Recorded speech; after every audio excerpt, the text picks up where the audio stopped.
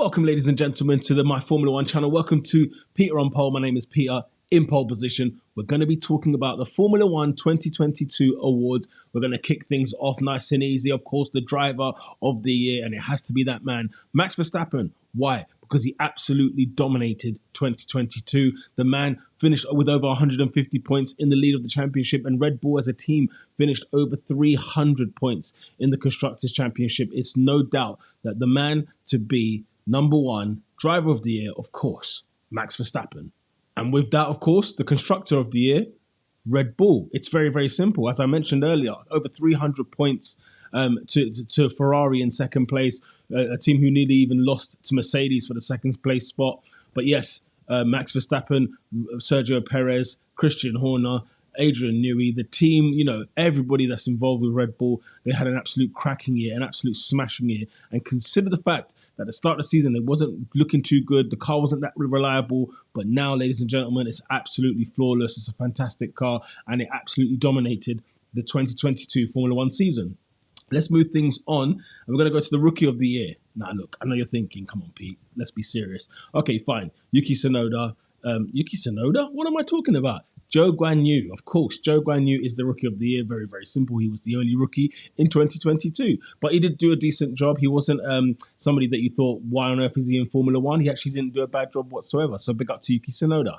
The biggest Overachiever driver award. Now, guess what, guys? As you can see, sporting my McLaren, there's only one man for this title, ladies and gentlemen. His name is Lando friggin' Norris, okay? Quite simply because, first of all, he's the only driver to be on the podium that is outside of the top three teams, okay? There's only been 7 different podium people in 2022, and one of those is Lando Norris, okay? Obviously, the Red Bulls, the Ferraris, and the Mercedes, they absolutely dominated the podium, but that one in Imola for Mr. Lando Norris is why he's the overachiever. He absolutely battered Danny Ricciardo to the extent Danny Ricciardo even lost his seat in Formula One, okay? Now, if you are a driver that's meant to be, part of the elite, Danny Ricciardo, who we would regard as a top driver, top 10 driver at least in Formula One, he was stinking out the joint. He was stinking it out for 2 years, and that's exactly why McLaren got rid and have brought in an absolute rookie next season in Oscar Piastri. We'll look to see how good he gets on.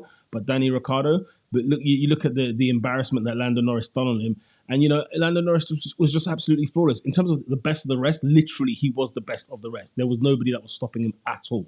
In terms of overachieving constructor, because that was the driver that I've mentioned, I want to give it to Alfa Romeo because I did not expect them to finish above AlphaTauri, above the Williams, above the Haas. They've done absolutely a very good job, I must be said. And they even beat the Aston Martin as well. So big up to Alfa Romeo. They've done a very good job this season. Valtteri Bottas and Zhou Guanyu, 2 new drivers that have come into the team, but they've settled in, they fitted in like a glove, and they did phenomenally well. And I want to big up to them 2 drivers. I want to big up to the team. Fred Vasseur, look, he's got his reward to be joining Ferrari, which I still think is a bit of a crazy move. But nonetheless, they obviously did something very, very well in the 2022 season. So big up to Alfa Romeo. The team, the most improved driver in terms of in Formula One in 2022, a man that's not always spoken about. Yeah, he's always there, creeping up with some points, doing well. This season, I'm going to give it to Esteban Ocon for an array of reasons. Number one, the consistency of Esteban Ocon over the last couple of years has actually been pretty good since he came back from Formula One. Remember, he lost his seat. Was it 2018 or 19? Can't remember. Or even 2020, don't remember. But he got back into F1, and ever since then, he's been consistent in terms of finishing the races, getting into the points. And he also had that one win, which was last year in 21 in Hungary. But this season, guess what? His teammate, Fernando Alonso, he beat him this season. And it's the first time Alonso has been beaten as a teammate, I think, since Lewis Hamilton in the McLaren days. So big up to Esteban Ocon. I mean, nobody really talks about him, and he's a very quiet, sort of silent whisperer there, if that makes sense. He's always creeping up at the end, and he was very much in aid. He was very much the helping hand, let's say, for Alpine to beat McLaren to the Constructors' Championship. So big up to Esteban Ocon on that one for sure. If we moved on to the most improved team of the year, guess what? Let's be fair. Ferrari. Because remember what Ferrari have been in the last couple of years, right? Allergic to prosperity, a team that doesn't even know how to win a race, a team that doesn't, podiums and so on and so forth. 2019 was one of those years where you thought, okay, here we go. And even the title races with Sebastian Vettel, you would have thought, yeah, this is going to look superb. It's going to be great. Ferrari are back on top, and they always fell short. And then 2020, you know, especially with what happened to Vettel in 2019. 2020 was an absolute laughing stock. The car was not there. Nothing about the team was good. 2021, it was like, we're focusing on next year. Next year being this year, guess what, guys? They put in a title challenge. Okay, up until maybe Belgium, I don't know, halfway in the season, but nonetheless, they did have a title challenge to a degree. And to be fair, from where they were to where they are now, you know, we're disappointed at the fact that Ferrari didn't really mount a proper title challenge up until the end of the season, which speaks volumes if you actually think about it. Charles Leclerc's had a brilliant year this year in terms of his, it's going to be his career best, right? In terms of like the amount of race wins he's had, how many poles he had this year as well. The Ferrari car is quick. Carlos Sainz is no slouch, very good driver as well, who got his first race win in Formula One, and he got a few poles as well this season. And you know, so they accumulated a good amount of points. I think Ferrari's issue is, who do they really mark and stamp as the number one driver, and that's always going to be something that may or may not haunt them. So we'll have to wait and see what they do, but they've definitely been the most improved constructor this season, no doubt. In terms of the worst driver of the year, I mean, look at Latifi. You know, he leaves us in Formula One in 2022. He didn't renew his seat with Williams. And the truth of the matter is this: look at this. Nick de Vries, debut, comes on and gets points. You know, it just tells you everything. You know, he beats Latifi day one. A man who's not even driving in Formula One. A man who's in, like, was he Formula E? You know what I'm saying? Nick de Vries, I didn't expect anything from him, and yet he's come out of the woodwork and he's put in a few points on the board. And you sort of sitting there thinking, come on, Latifi, like, you've got to give me something. And Latifi's been in Formula One for some time now, where, you know, in the beginning, I let it go, I let it slide. I said, you know what, you can have your time, do your thing. But then after a while, I was like, you know what, you're starting to get on my nerves. I'm not seeing anything from you. There's no progression. And Williams clearly thought the same. Obviously, he used to bring in a bit of money. It seems like the money is not even that necessary anymore. Obviously, Williams under new ownership as well. So it's a bit of a, unfortunately, Latifi, sorry, mate. You know, hopefully you can come back and a much more improved driver, or maybe there's another series that suits your style a little bit more. But yeah, it was just, he was a standard backmarker, no doubt. The worst constructor of the year, a team that very much disappointed me this season. Not that I expected big things from them, but where they were finishing was alarming, and that is AlphaTauri. What on earth are they doing P9 in the Constructors' Championship? I mean, this is very, very strange, very, very surprising. Pierre Gasly, Yuki Tsunoda, you're thinking that's two good drivers there. At least one of them very, very good. You know, the team principal doesn't fill me with anything, you know, in France Toss. I don't really feel like anything from him, but I did not expect him to be at the back end, if that makes sense. I expected him to be like sort of the back part of the midfield. You know what I'm saying? Swinging it with Aston Martin, maybe a little Alfa Romeo. But to see them behind them, guys, I'm thinking, no, this is not right. Something's not right, especially with the quality of driver that they have. How can this be? So, you know, AlphaTauri, you better get your finger out next year, because I'm watching you guys, and I'm warning you. If you do not perform, then hey, it is what it is. That's the worst team in terms of the underachieving constructor. The underachieving driver, can I be honest? Can we keep it frank? Can we keep it a buck? Yeah, Lewis Hamilton, man. Like, where is the king? You know what I'm saying? Like, he is the king of Formula One right now in terms of the best driver in the world. And yet, yes, the Mercedes car was utter garbage. Everyone can tell you that. It was awful. However, Lewis, give me something. You know what I'm saying? Like, I didn't get a race win. And it's the first time in Formula One history for Lewis Hamilton that he didn't win a race in a single season. You know, that tells you everything. And George Russell got a win. Do you know what I'm saying? And George Russell could have probably got more depending on, you know, circumstances had it been the way he intended it to be. It's one of those where you just think, come on, Lewis, give me something to hold on to, give me something to smile about and cheer about.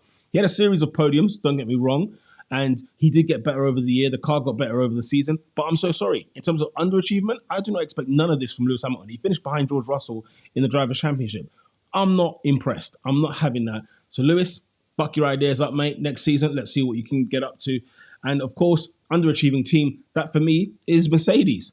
Mercedes are the most underachieving team this season, because what the hell happened?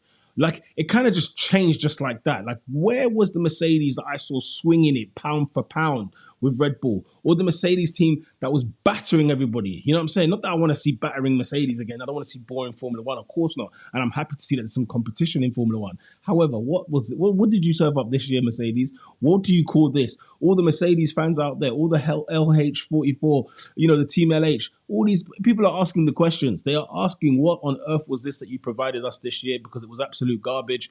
I'm very, very disappointed in Mercedes, Toto Wolff and the gang, especially because Toto Wolff, if you remember post-season last year, because after the debacle at Abu Dhabi, he said everyone's got a target on their back, right? Everyone's got a target on their back. I'm thinking, yo, that's that gun talk. He was having the black purple, black turtleneck, you know what I'm saying? Funeral settings, ready to deliver and pounce. And this is what he served up. I'm so sorry. He brought a knife to a gun war. This was absolutely a pathetic, in terms of a pathetic way of trying to retain to gain a title back. This was an awful, awful shot at redemption. And maybe next year we might see something different. But boy, you lot underachieved. And I'll end on the most emotional part of the season. I think in terms of what made me the most happiest, what made me the most sad, I'll go with the happy. Kevin Magnussen, pole. You know what I'm saying? K-Mag. I mean, you can't, if that didn't get you in the fields, I don't know what will. Kevin Magnussen back in Formula One this season. Remember, he came back into testing. What was it like? Was it in Bahrain at night, like 8 p.m. Man was doing testing because it was such a late call up. And then, obviously, with what happened with everything with Russia and Nikita Mazepin, to think that Haas were going to go again with Mazepin, I mean, it's just absurd and bizarre. And yet they've dumped Schumacher this year. Stranger things have happened. But Magnussen came back, and you could hear, especially the team radio, when they told him that he was on pole, because I think it was like wet conditions. Certain tires were getting changed. This was in Brazil. Certain tires were getting changed. Blah blah blah. And basically, it was like, by the way, we're currently on pole, and he couldn't believe it. He was like, no, you guys are joking. You guys are joking. You guys are joking.